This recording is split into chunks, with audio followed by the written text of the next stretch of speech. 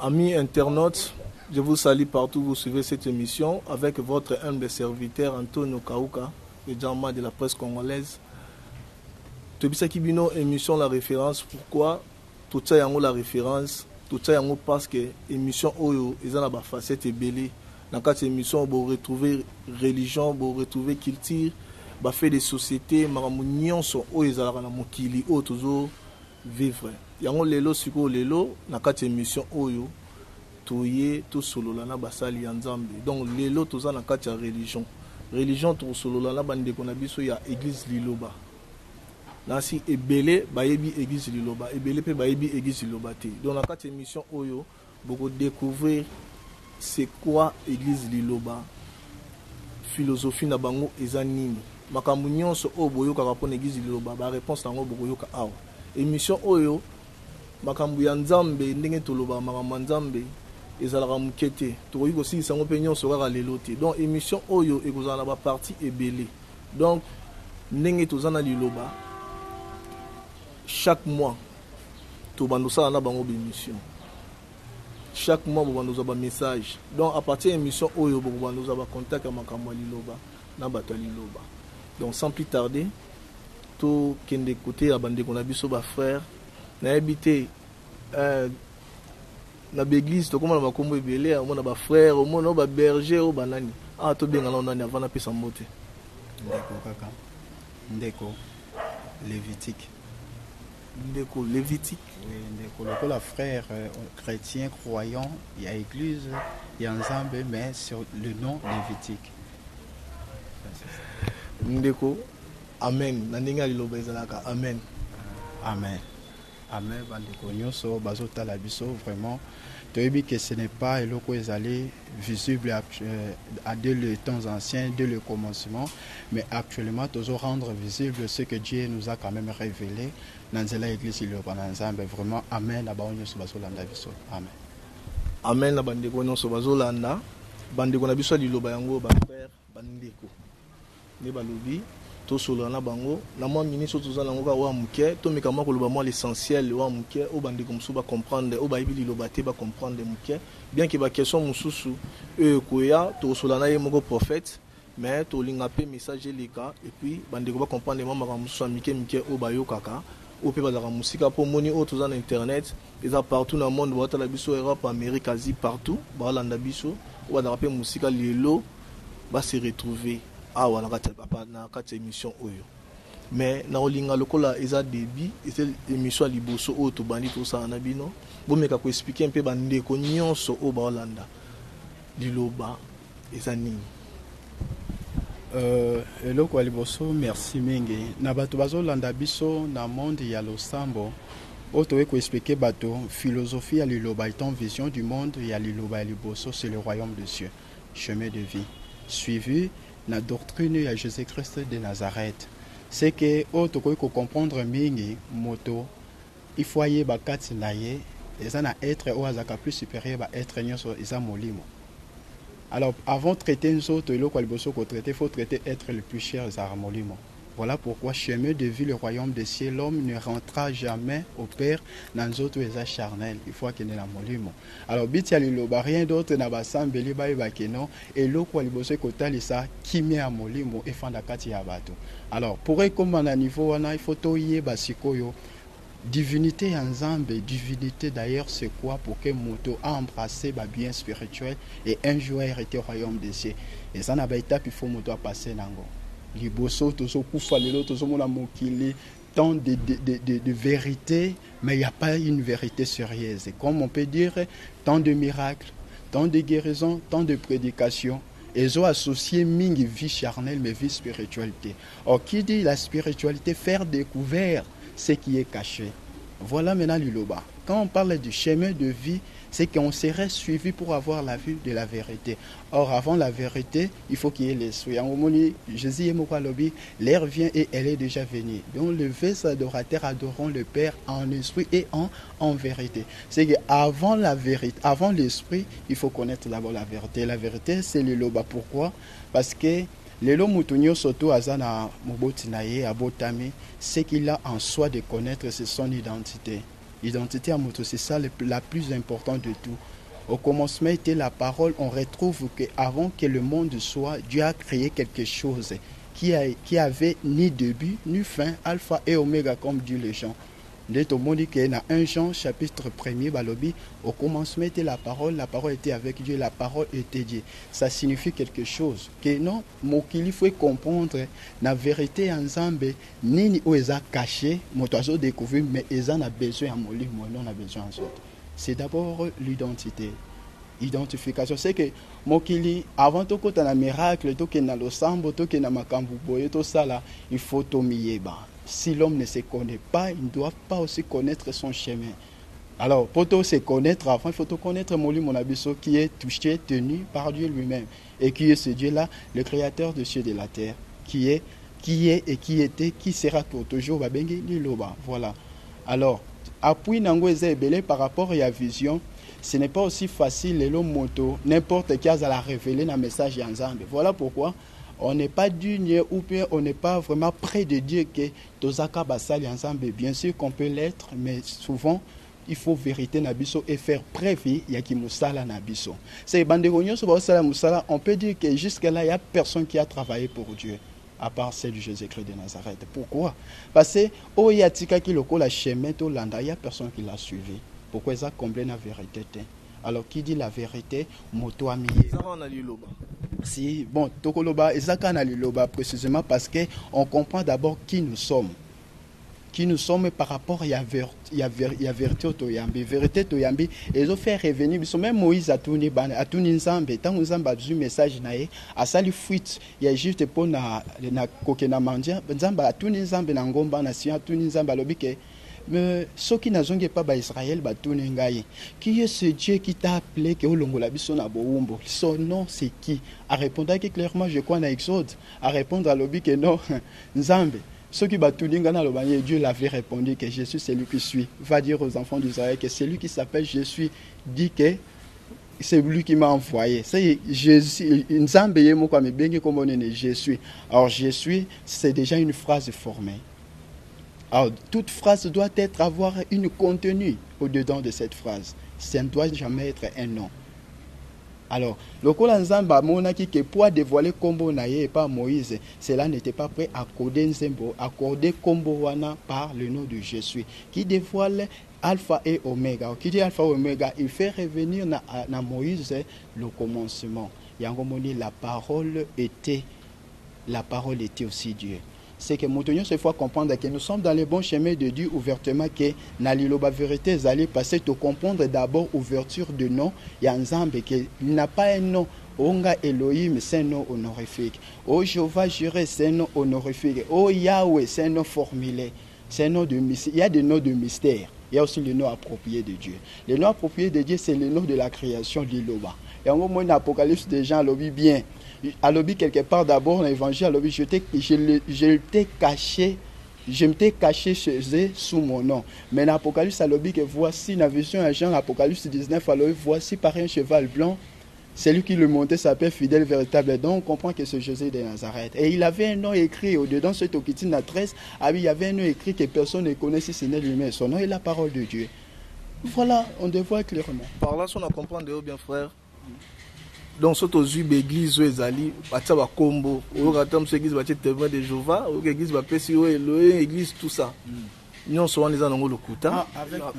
Avec toute réalité, ça combo ensemble. Et quand quelqu'un dit qu'il a témoin de Jéhovah, pesi kaka mystère moko caché par rapport à la vision naé. C'est que cette église y a makanisi moto. À tes années, parce qu'il y a des phénomènes de divinité, il y a aussi le mystère. Tant que frappe à âme ya moto comme à magnificence, comme à exercer besoin, désir par rapport à la conviction et l'oko yazui. Et il en fera par rapport à sa croyance. Différemment, ce qu'on a l'Iloba. Moto Fanda qui est témoin de Jéhovah, il a observé la culture des autres. Que non bato ba memi kilti boye atangi passage moko na Bible kombo batangi Jéhovah Jireh. Or ce qui azaki maele, il faut observer bien, c'est Abraham qui donna à ces lieux, il n'avait pas donné ça à Dieu.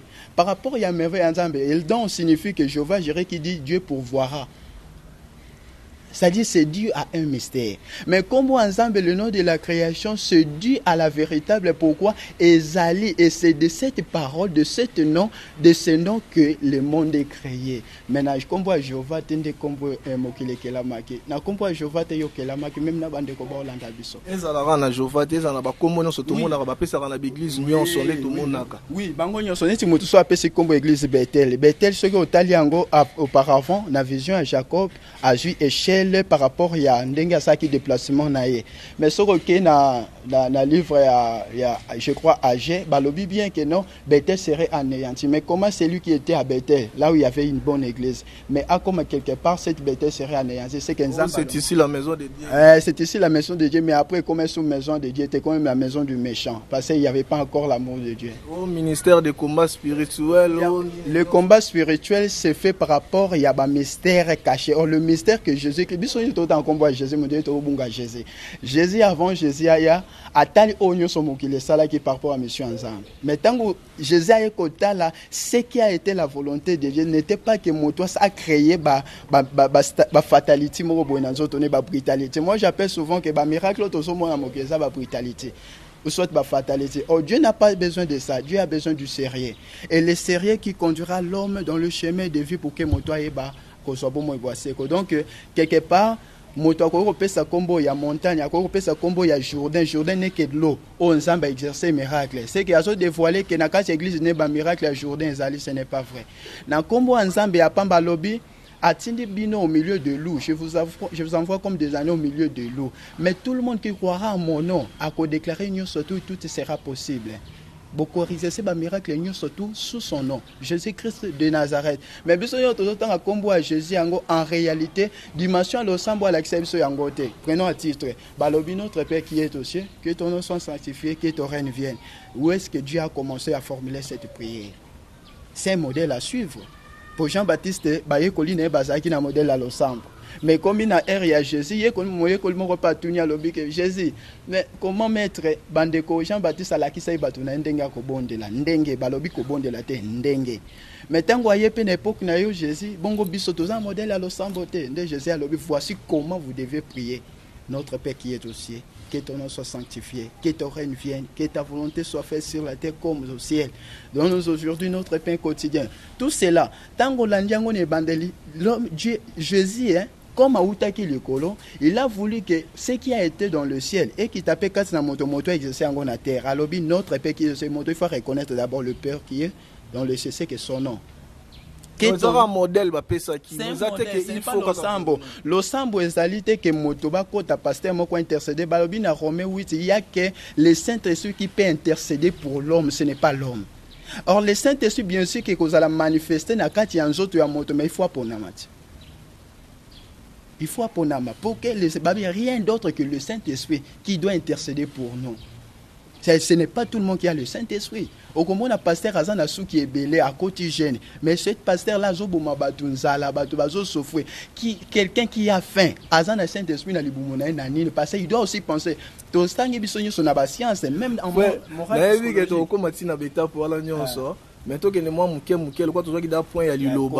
comprendre liloba. Donc, tu comprends que ba combo o batu ba pesa kapesa dans l'église ezaka mutu na ndenge na yebazo créer. Il faut que tika église za liloba. Donc nzambe moko loba. Mais toki ozotanga pe Jésus. Po batu belende bazalaka na yebi ke église liloba batu belé bazo ngo na ndenge ke peut-être bokoko les églises no boye baselaka nesi Congo na ndenge ya ba congolais mais autangi Jésus. Est-ce que ebisa biso Jésus nini oyo basambelaka na liloba? Et puis, il y a combien de Jésus? Et puis, et là, on va faire une église, Jésus a Nzambe, une église, Jésus. Faire comprendre les bisons à Liloba. Voilà, Ndenge à Liloba, Tobanda Liboso, que vision à Liloba, ramener les gens au royaume de Dieu, c'est que doctrine de Jésus-Christ de Nazareth, c'est que Tozan à gauche et droite était. Bien que Batunion surtout ce lobito créer une différence par rapport à Combo et à Jésus, autozo croire nango passer à l'objet connu ne peut passer par les pères sans passer par moi. C'est que tout le monde nous devons être chrétiens premièrement. Ce qui n'est pas chrétien n'est pas de Dieu. Mais chrétiens, autre cause, il faut tous avoir chrétiens véritables. Il y a aussi le faux chrétien. Le faux chrétien, c'est ceux qui se limitent au nom de Jésus, mais ne savent pas de quel Jésus qu'il invoque. Mais on va utiliser combo à Jésus selon le véritable doctrine à Jésus, ils finiront même le sud de la naissance de Jésus. Jésus-Christ de Nazareth.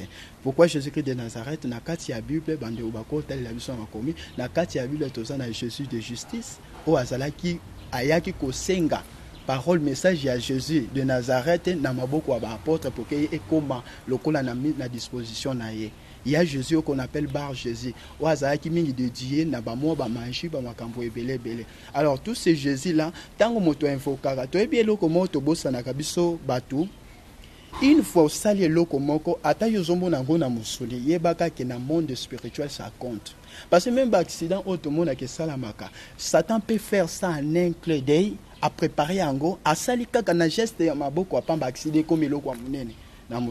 Alors, une fois tout ça, quand tu as combo à Jésus, miracle s'est exercé. Qui dit que ce miracle-là est où tu n'as pas un Zambé? On doit situer le Dieu. Ce qui te situe en Zambé par rapport à un véritable message, et là tu comprends que tu as pour dire de vrai que nous prions le véritable Jésus de Nazareth parce que tu as situé notre Jésus. On situe que notre Jésus est Jésus-Christ de Nazareth. Dans l'autre monde, l'église est belle comme il signifiait que Jésus de Nazareth, auparavant, ça n'était pas dans leur bouche. Au nom de Jésus, Jésus, c'est tout. Mais na katia liloba, tokobonde na kombo atata mwana pe amolimo santo. Et nom de Jésus-Christ de Nazareth. C'est ça. Non, ningo zo pesa biso boye bande ko pesa biso pe référence. Omoni batu musu bazaka pe na mwa batembe. Na nda couper place azo lande mission, akoyibe au fond la référence atangi pe.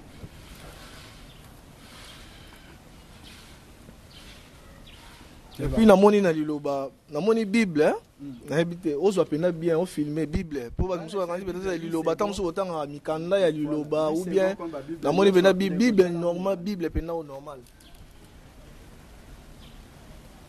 Voilà, lui second, Sainte Bible comme la Bible n'y sort, un simple Bible comme notre Bible livre n'y sort mon ça est là. Donc Marc chapitre 1 verset 23. Ils ont parlé de la première Jésus, on découvre le bel Jésus de justice. Marc chapitre 1, verset 23. La lobby, Tobanana 22 jusqu'à 23. Depuis le baptême des gens jusqu'au jour où il a été enlevé du milieu de nous, il en est un qui soit associé comme témoin de sa résurrection. Il a présenté deux, Joseph appelé Barsabas, surnommé Justice, et Matthias. Il y avait aussi dans Actes des Apôtres chapitre 6, chapitre 13, verset 6. 13, verset 6.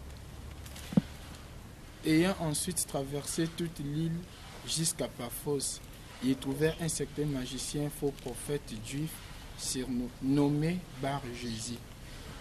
Lui, il était un faux prophète magicien.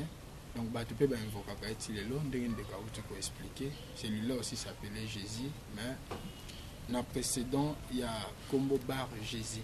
Donc, les lots, ce au nom de Jésus, dans l'église, ça ne veut pas dire que va invoquer le vrai Jésus. Christian Waya Lobby, il y aura les faux et les vrais adorateurs. Habille les faux et les vrais. C'est-à-dire, vrai chrétien bazali, faux chrétien peut bazali. Les vrais chrétiens, il y a mon Christ, au temps dernier, il s'élèvera des faux Christ et des faux seigneurs. Et ne pensez pas que tout ce qui m'appelle Seigneur, Seigneur, ils sont les miens. Mais vous les connaîtrez par leurs œuvres. Ils seront fanfarons, amis de l'argent. Et aujourd'hui, ça se voit, ils sont là toujours pour enseigner la prospérité au lieu de l'esprit. Christ, la mission naïe. Aïkokuta nanaba azosa la mission moko ifaya kalongwa Jérusalem pour que akende na Samarie na kokatisa akutani bazaki na ba disciples na misat Jacques, Pierre et puis Jean si je me trompe azokena bango nzele koma ki moins compliqué RPC le ifaki baluka moya ko se loger bake bisika mo pour basenga bisika rolala les Samaritains n'a pas voulu aboya ki bakota Tanga boy Jacques Pierre Baye komba mesana ki na losambo ya bato akala alobi non. Lokola boy Seigneur permettre biso to sengela e moto etumba e pour que asa aboyi ko yamba yo mwana nzambe. Christ a dit banga lobi je suis pas venu pour perdre les âmes mais pour les sauver. Voilà la réponse même en de quoi il y a argument. Alobi ayi pona perdre ba âme te mais pour les sauver ba corps te les âmes. C'est-à-dire le monde d'aujourd'hui to dit to bon de la pona nzoto. Oh il fait to bon de la pona ko big samili mo ba âme na biso. Or que pour que nos âmes soient sauvées, il faut connaître un vrai Dieu, vraie église et vrai chemin. Parce que les vrais chemins, les meilleurs de tout, comme même si on a beaucoup à l'école, ils ont les meilleurs des identités. Comment yo kobenga mutu papa ou yo yebi kombonete? Ça arrive dans le monde quelqu'un âgé de ton père ou bengi papa. Mais zaka kombo moko na classe même ba ko tangi c'est ba non commun ba non propre. Maintenant quel est le nom propre à Dieu aujourd'hui? Les premières personnes à prononcer le nom de Dieu dans la Bible c'était le diable, Satan. Atuni Adana Eva lobi nzamba bisaki binoni. Il est le premier batuba parcourir Bible dans Genèse 3 si je me trompe. Mais progressivement les lopi na kati ya mokili, il est le premier aussi à détruire ce nom Dieu. Si tout un na Thessaloniciens lobi qui quelque part il y a un adversaire qui s'élève au-dessus de tout ce qu'on appelle Dieu. Jusqu'à s'asseoir dans les temples de Dieu, c'est proclamant le même Dieu. Et puis aujourd'hui dans mokili, les gens veulent s'appeler Banananzam. Avec quel nom ya papa ngo bozo porter? Elohim, il ne veut rien d'autre que dire que c'est lui qui vit par lui-même. Et celui qui vit par lui-même, il a un nom. Ça, c'est une définition. Mais il a un nom. Et qui vit par lui-même.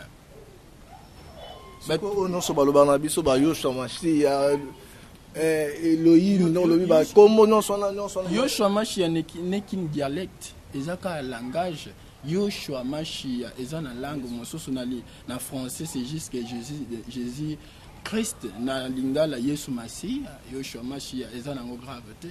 Alors Jésus avant comme Jésus Christ de Nazareth ou même toujours prononcé toujours invoqué eza tout juste signature il y a lettre de demande il y a prière à moto. Mais avant ce tel na titre il y a un Jean Balobi la parole faite chair lilobande salin et latin autres. C'est-à-dire Christ pe na suka yo lo balobi les pères habitent en moi. Abi moi et le Père nous sommes un. Et le Père qui habite en lui, c'est la parole. Et nous devons prier la parole. Mais au travers Jésus-Christ de Nazareth, parce que c'est lui qui est le chemin, la vérité et la vie. C'est lui qui est venu pour atteindre sa vie. Nzela ni mtekolana, nzela ya tata, et tata c'est l'iloba. Yango ba ki commence mettre la parole. Le Père, la parole était avec Dieu, le Fils et la parole était Dieu. À la fin du Saint-Esprit de cette Trinité, ya tata moi na molio mo centre. Parce que mon kilibaza une obligation à comprendre par où les véritables trinités qu'on fait dans la carte moto. Yango le baki alobi l'adversaire a tellement qu'il est mission na yali bosi za ko détruire les noms de Dieu. Divinité en Nzambe pour acha divination. Divination c'est-à-dire muto ressemble à Nzambe mais habite de quel Dieu prie. Azo semble peut-être de quelque. Peut-être il y a une carte église tu pries Jésus, tu sais pas de quel Jésus. Par exemple au côté de la carte église Rococo, barbare. Jésus lui-même n'a pas parlé de Rococo, Jésus lui-même n'a pas parlé de barbare. Et lorsque vous parlez de barbare au nom de Jésus, vous ne savez pas de quel Jésus vous priez. Et la magie est l'immoraté. Et si la Rococo, barbare, parle la langue. Paul avait bien souligné en disant que si quelqu'un parle la langue, il parle de lui-même. Or, le message chrétien, il faut parler pour édifier la nation. Bateau tout bazoka les tribus les peuples les langues au tout ba pesi lito pour na koyoka il faut tout le bana langage ezokonda. Or par la langue spirituellement il y a des langages où ils allaient verbal et des physiques. Les vrais parlant langue où ils peuvent s'exprimer dans mon tout sans limite ils allaient comportement malade. Quand j'ai l'amour na ko manifester même na nyama na mbisi na ndeke na moto mundele moto moni bato tout ba moni amour wana c'est les œuvres. Mais quand vous vous exprimez dans la langue ou les dialectes, vous compliquez les gens. Si on a bien parlé la langue, na rokoko, na shinga, na bara, na nyakoyoka. Et bon, on a lobby penin. Qu'est-ce qui est montant, qui miracle, il y a cela qui on a parlé. Mais un message, il y a un moutouillé, Christ a lobby, soyez tous mes imitateurs. Nous sommes là pour imiter Christ qui était le Fils unique à Nzambe. Soyez tous, à chaque exception, et tous ces subordonnés à coordination, ça fait allusion à l'entièreté. C'est-à-dire, nous sommes soumis à Rolanda Matambe à Christ. Par où à Joachim Moto, même par innocent, par Barthélemy, par Tonanzela, Mouta, Koufa Koutoumé sous des naissances. Mais à côté de Jésus-Christ, ça le bien dans le langage Oya. Pourquoi il y a un langage grec Oya Olobango na Katia Congo, Obatouba Lingala, c'est Bakoumi Grèce. C'est compliqué. Comment cause le langage juif oyo lobango awa oyo pesi non bato cours ya langue Dieu fête.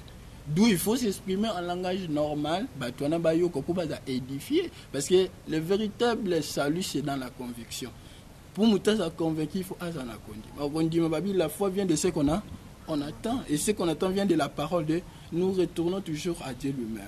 Ce qu'on attend vient de la parole de Dieu. La parole de Dieu est confinée dans le langage moko poété, mais ça s'exprime librement. Yango Paul tango yaki na mukanda Galate 5 alobi ni alobi auparavant on était esclaves et maintenant nous sommes libres en Christ. Ça dit libre na koyoka. Libre na kosala, on peut plus te forcer pour kosala nzambe yako pambo mapuke yako pesa pambo mapuke nzamba selo, ce n'est pas ça. Mais conviction na onde kosala ke yo osala la nzambe na yo. Voilà résumé la vie à Christ. Le nom de Dieu est un nom qui sacré. Ce qui bima qui n'attend même y a Moïse yabani du fait que na Adam mutato ça qui était peut-être secret au mutarate que je pense mais c'était le nom de Dieu. Parce que les premières personnes à dire Dieu c'était le diable. Mais il y avait un nom de Dieu qui était caché. C'est l'importance bah tu vas y qui était comment cause on a identité en Nzambe. En Nzambe tu ça qui a donné Ève tu sais là comment il fallait qu'il baptiser dans bango c'était son nom. Maintenant il y a petit bango pété. Babimi libanda abimisi bango na Eden suite ya péché. C'est une réformation fallait que ça mais tout babima qui na Eden hors péché ba vivre qui na conception de la mort nzamba ko pesa bango loko à l'autre côté. Il fallait que Christ aya comme vie on va venir que Christ qui veut dire sauveur. Et aujourd'hui Christ au bâtiment quand on parle de Jésus-Christ nous voyons un blanc parce que tout ça ba qui tire mon trop abstrait na kati ya mokilo ezaba ndeko miso mususu oyo ka basambela Jésus parce que Jésus Christ wana yaki mondele tout consort c'était compliqué. Quand on parle de Christ on parle d'un roi de Dieu, un souverain sacrificateur sans tâche o yaki asikoli batu ba biki ezate que elongine mutezo biki ça tonzo tene mutezo biki ça mais le message auquel nous a apporté c'est de tiena motema to sale le voilà les sale po bandeko belé ba yipsa to yebi yango eza bongo bandeko belé ba lobi Jésus azali prophète ya ba mindele nenge pe Mahomet aza prophète ya ba arabe biso awa simo ki mangu Bouddha pona bandeko na biso ba chinois kuna. C'est normal, le monde a été divisé par le diable. C'est le diable qui s'est levé en divers dieux. Tanga telemi na banzambe belé yango nzamba bandaki ogangela même ba peuple akala so tal même na juge 5 na ba juge a telemi a ebisi même libota Israël a lobby tant bozo telema de près de beaucoup de dieux bozo longolanga pene na bino. Et puis les premiers des commandements ya nzambe zaki nini ne vous prosternez au devant d'aucun dieu. Donc bofuka mela nzambe mosusu te kaka nga nzambe na bino. Lelo ona kati ya mokili batuna batu bakomo sala banzambe selon ba clan continental, selon ba clan tribal, selon ba clan ancestral na mutuna mutalobi biso toza nzambe na biso. Mais Jésus tanga yaki atali batalobi vous priez ce que vous ne connaissez pas. Donc le salut ezate na batu na nzoto mais le salut vient d'en haut. Yango mdeko alobi malobi notre père qui est aussi et aussi il y a qu'un seul tribu. Les tribus il y a ba esprit, il y a ba oba vivre na kati ya harmonie céleste. Or harmonie céleste anda le baki alobi que ta volonté soit faite sur la terre comme au ciel. Parce que pour volonté, il y a les colos qui va sanctifier le nom de Dieu. Ça dit, ndenge comment régner, mutuku tu ndenge yo lati ki toko bo yo kaba ubengo na nzela nzambela, mbasi que d'autres pas yo pour nzambe na ndenge. Alors le nom de Dieu n'a pas de place. Mutu mususu asala mabaya bien balobi kenda ke pa na po ya nzambe ya nini. Ya mabaya do banzambe bakomi et d'où le nom de Dieu a été régné et puis détruit. D'où Seigneur c'est quoi yango parole de Dieu. Sur tel balobi au commencement était la parole. So kitina si balobi toutes choses ont été créées par elle. Liloba, la parole. Peut-être pour tout le banalinga, les gens vont de quoi coutume. Non, c'est la parole de Dieu. Donc toutes choses ont été créées par elle. Nanga na yo na bato ba koloba, na bato ba adam ba Moïse biso to sami na liloba d'où qui nous a créé. C'est Dieu to loba biso nyo so nzambe nda sali ba sali biso so nzamba na balobi c'est la parole de Dieu.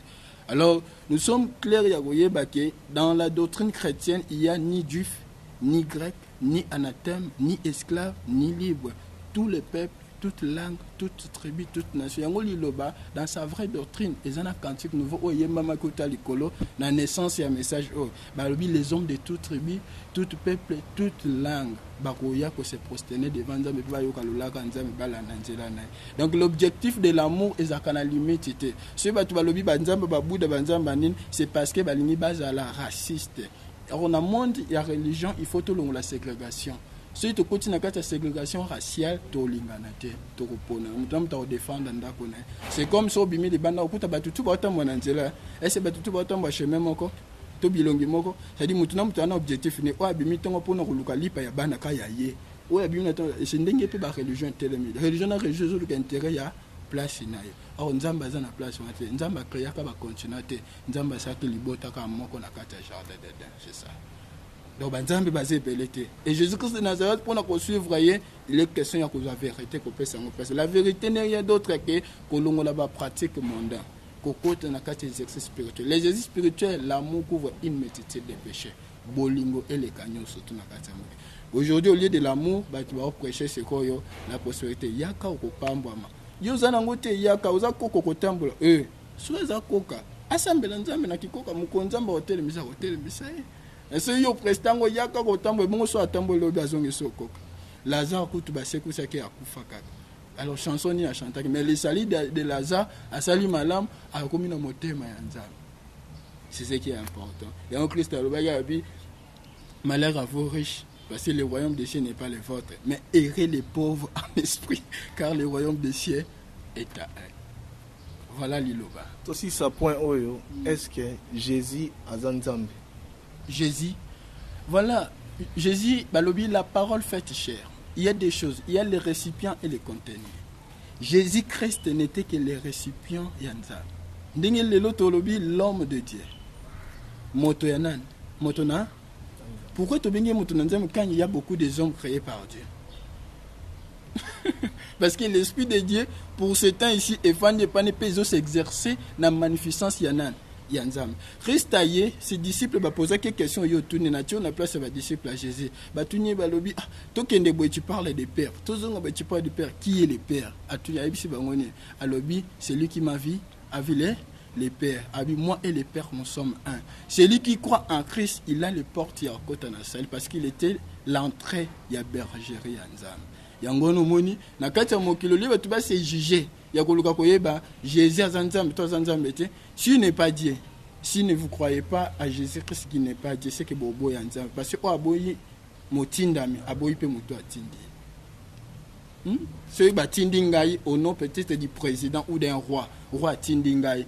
Tant qu'on a commis place, je présente qui le roi. Ambassadeur, il y a RDC dans les États-Unis, représente qui le président de la RDC. D'où nous convoquons le président de la RDC. Celui-là partira au nom du président de la RDC. Christ était venu comme Dieu dans ce monde. Mais dans la classe, il y a fils.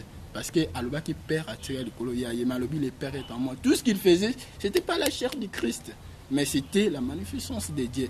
Abi moi et le Père, nous sommes un. Allez juger. Et celui qui m'a vu à Villers, le Père, ce n'était pas la chair de Jésus. Mais celui qui cherche à trouver le dedans du Christ, Azananzam. Donc Jésus-Christ, il était la présence physique Yanzam. D'où, Oa Bengenzam, Yamalam Kolega Sarande Ozaki Nakati Yamonanzam.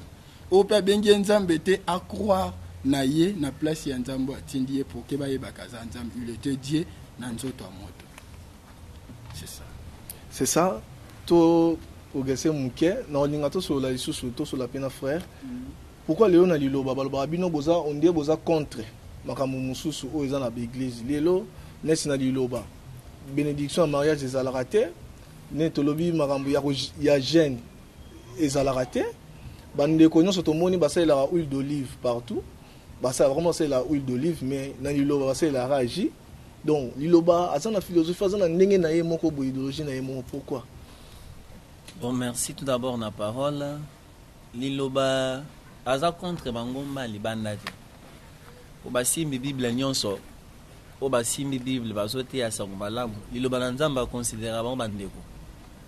Comme Bazabana Nzambe, va fournir paix fort, il y a réellement ba fils, ba frère en trail, il y a Nzambe. Peut-être que le réseau différencié bisona batolibanda rien que doctrine. So baza pour appliquer réellement doctrine à Jésus-Christ, tous à la même point d'égalité. Mais so baza pour appliquer à monter nos hommes na différence wana. Nzamba zamoko et à Rosana na mangomba combien na muki. Alors nzamba tinda combien de personnes? Ce qui Christ ayaki, yemoko pour sauver le monde. Aya tant que fils. Tu veux découvrir rien de bakomi na 1 Jean, chapitre 5, 20. Nous avons aussi connu que le Fils de Dieu est venu et qu'il nous a donné l'intelligence pour connaître le véritable. Et nous sommes dans le véritable à son Fils Jésus-Christ. C'est lui qui est le Dieu véritable et la vie éternelle. Surtout, la réalité, message au Christ apporta qui a vie et éternité. Et si réellement, Aranda qui témoignage à peur, a démontré que c'est lui le véritable et c'est lui qui est la vie éternelle pour ramener Bissot. Il faut qu'il y ait normalement la différence. Christ aussi avait prophétisé. Beaucoup viendront dans mon nom, nous allons les connaître par leurs œuvres. Ceux qui sont en donc bazala différent totalement dans liloba. Mais ceux qui basent en Nzambe différent c'est rozala totalement. Parce que tant on parler dans liloba Nzambe, la parole est Dieu. Et Dieu ne change pas. Et il ne se contredit pas. Et à chaque époque, à chaque temps, à chaque génération, le messager on Nzambe kotina, soit un prophète on Nzambe ko élever, soit un homme de Dieu, alors qu'on accorder toujours ba signe bilemo. Et ça que bilemo na te se répéter, to gros exemple, to moni Jean-Baptiste a utilisé maï comme baptême. Et le ceux qui le bananza mais ça ko appliquer J parce que ça révélation est biblique. Et nous avons découvert que c'était le prophète Esaïe.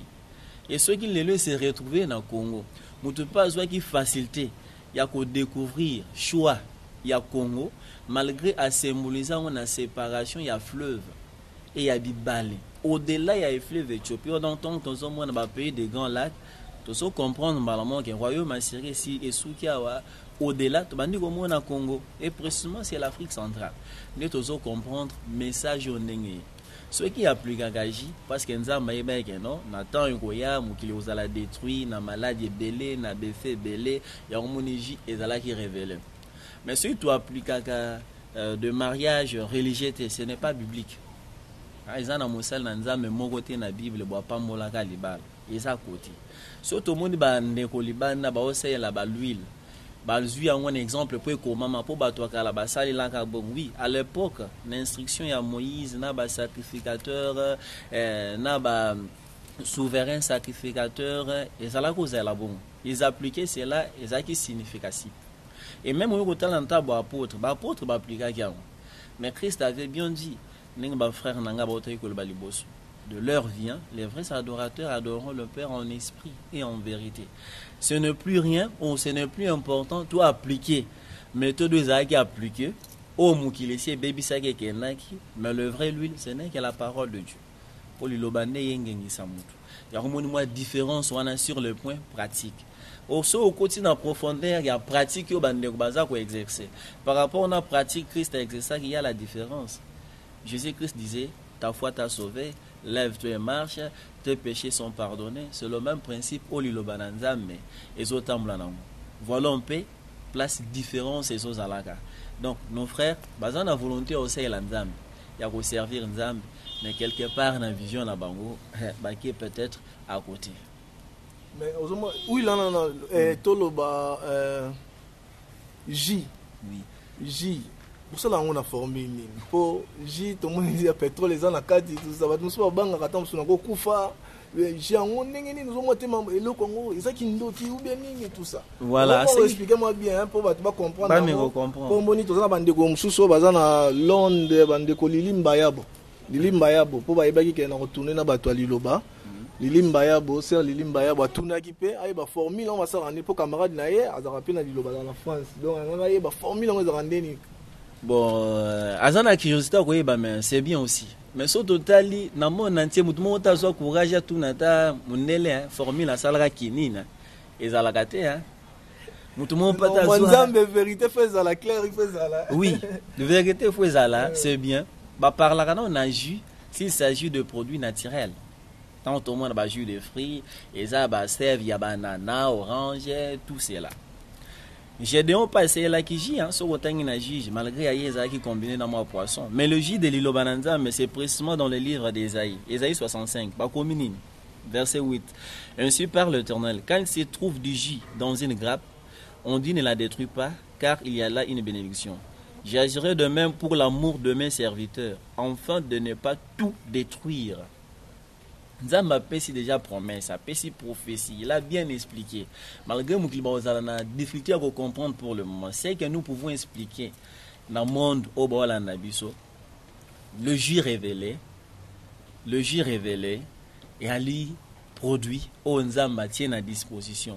Ya moumu naye enfin que bana na Nzambe nyonso o ba ko s'approcher na ba difficulté na ba passe bazana ngo bazala guerre. Et ça le pétrole kakati. Parce que même les scientistes, ils ont fait des études, diplôme et reconnaissance dans le pétrole, des grammes, or c'est rien. Or, dans nous autres, il y a du pétrole, mais c'est le jus. Pourquoi tu mets un jus?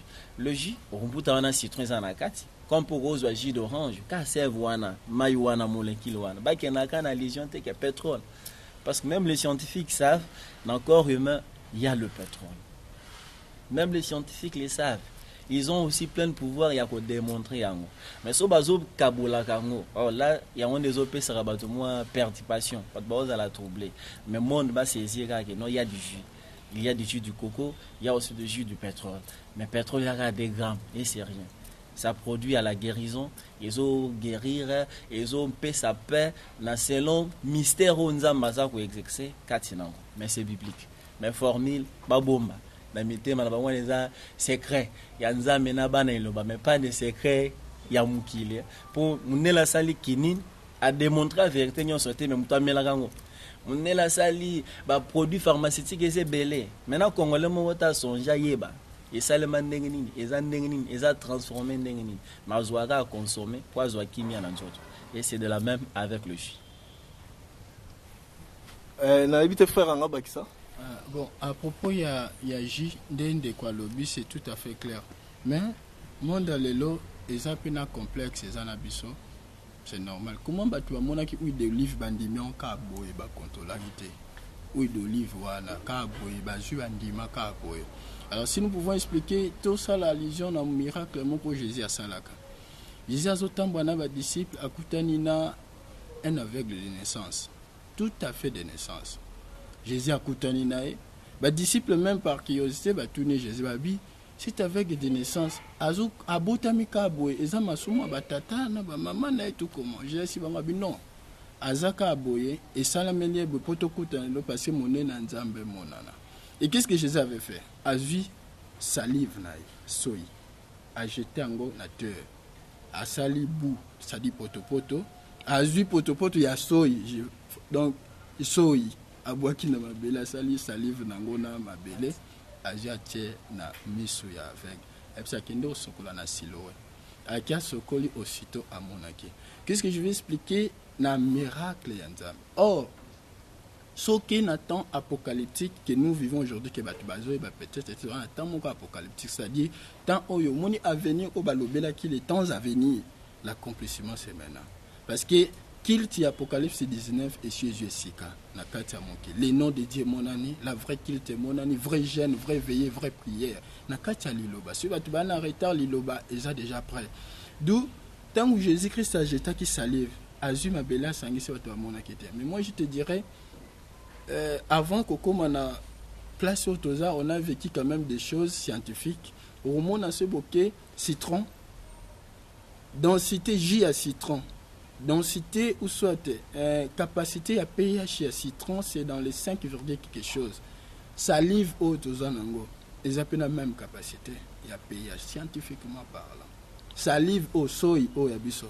Na densité à pH à citron, ils ont égal. Parce que pétrole, terre et bimisa pétrole.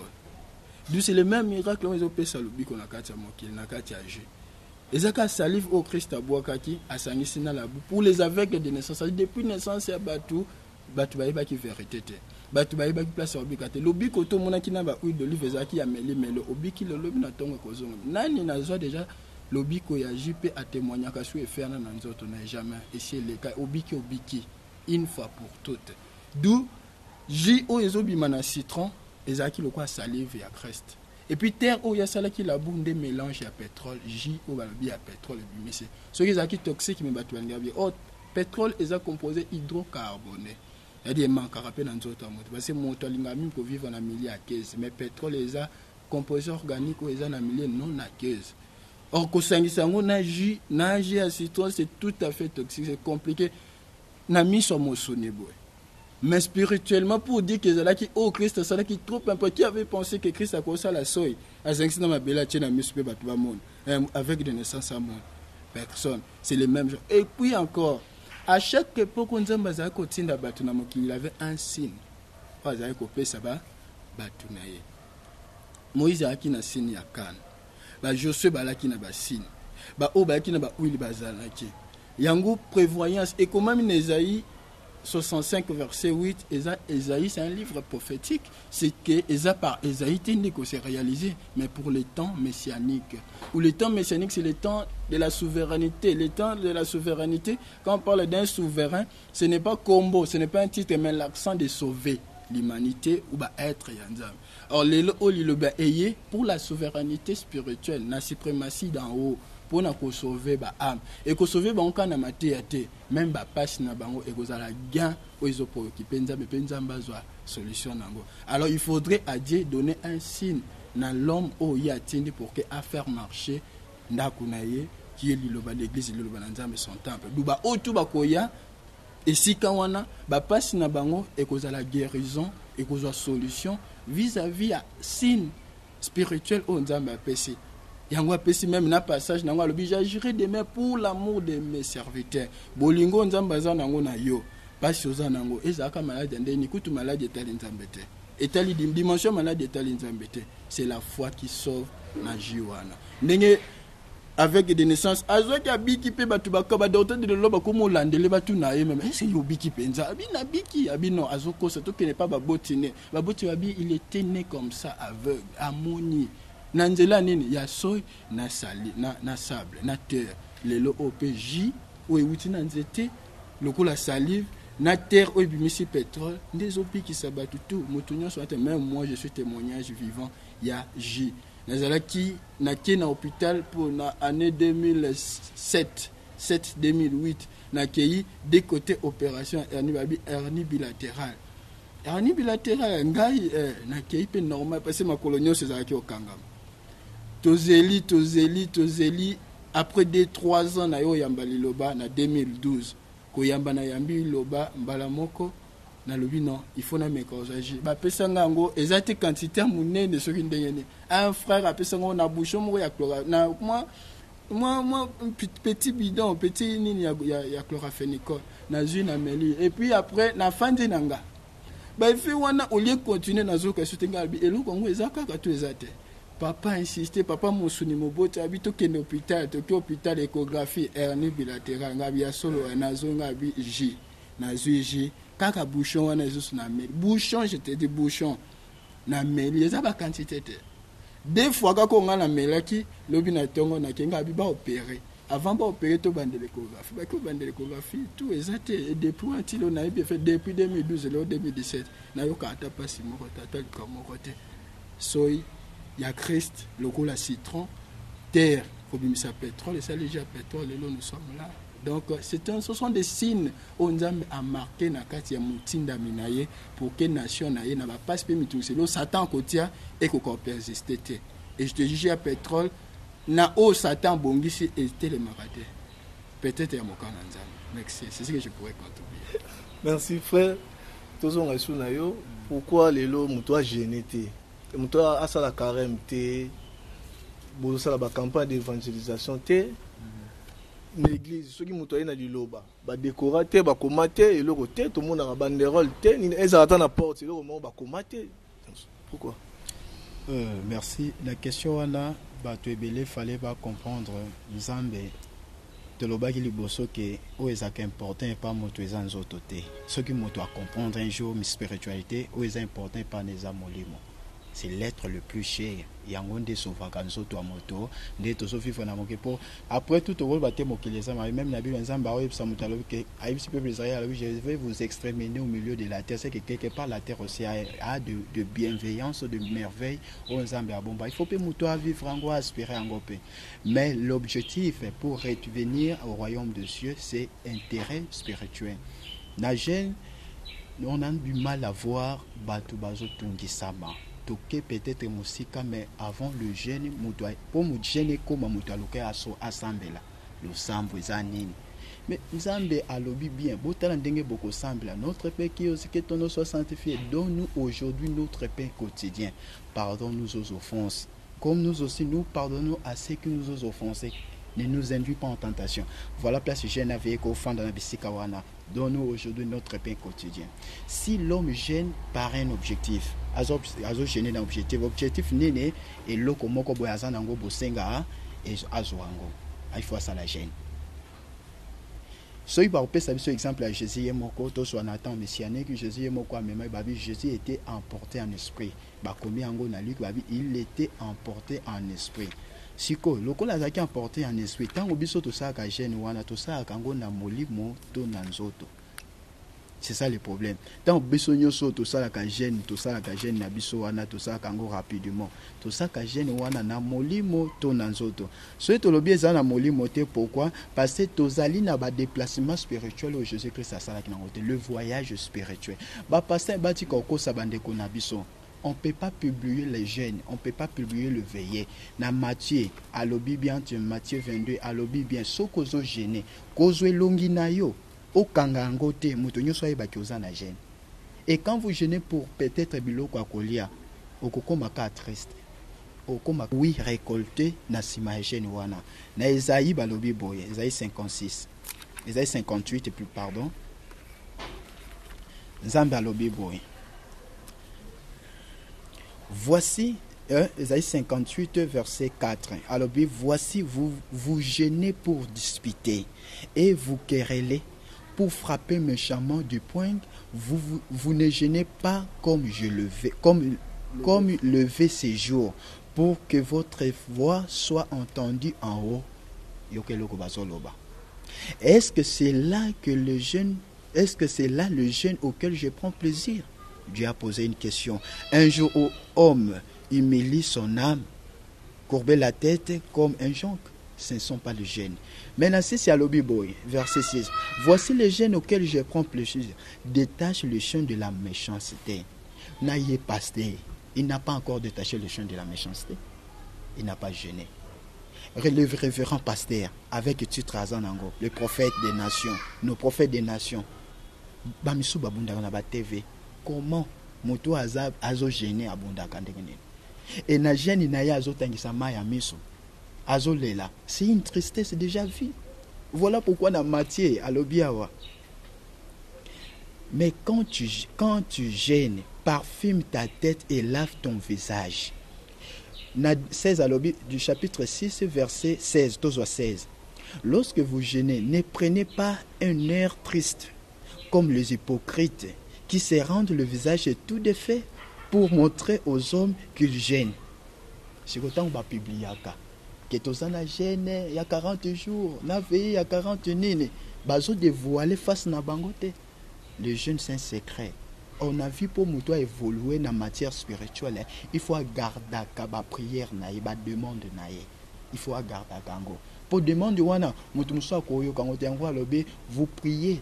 Mais vous priez, mais vous ne recevez pas parce que vous priez mal dans le but de satisfaire quoi? Vos passions. Vous demandez, vous ne recevez pas, je crois dans Jacques. Ah oui, vous demandez, mais vous ne recevez pas dans le but de satisfaire. Or, tout le monde qui satisfait sa passion a publié toujours des demandes. Les musiciens, ça la gote. Bon, Weranson, dès qu'on a vu ça, à Tché Pancarte naye, à Obeta concert le 28 et boye. Ngai pe pasteur Songolo na Tché Pancarte nanga na Obeta. Tango Weraso Tchapa Fouana, Batobaya Baya